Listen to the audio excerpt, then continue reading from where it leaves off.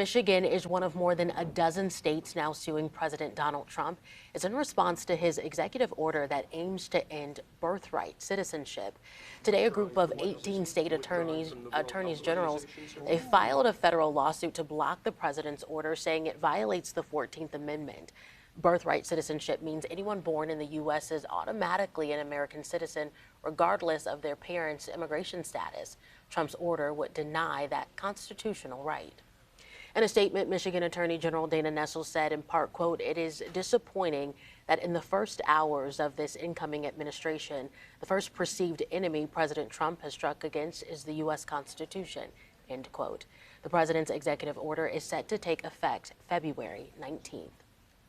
And it would have widespread impacts here in Michigan. CBS News Detroit's Elaine Rojas Castillo, she explores what that could mean if residents have to feel these consequences.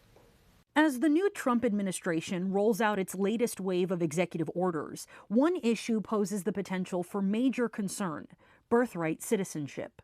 It is part of the Constitution that if you're born here, you're American. And President Trump, he believes he has the legal right to change that. Adopted in 1868, the 14th Amendment automatically grants citizenship to anyone born on U.S. soil. Immigration attorney Herman Dade says these protections are part of the fabric of our country and calls the possible uncertainty alarming.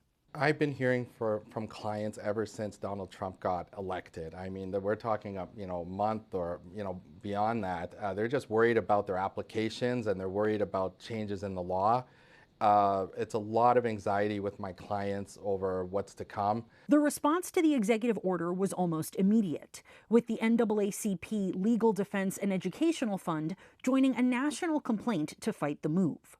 NAACP Detroit President Reverend Wendell Anthony says he supports the organization's decision, but isn't surprised by how quickly things have progressed. So he's doing what he said he was going to do. The question is, what are the people going to do? What are we going to do as relates to not just resisting, but persisting in terms of guaranteeing that the Constitution is enforced and that people are protected and respected. Dade says while the majority of these orders directly impact the southern border, Michiganders could also feel their impacts. We are at the northern border, and the communities that are here,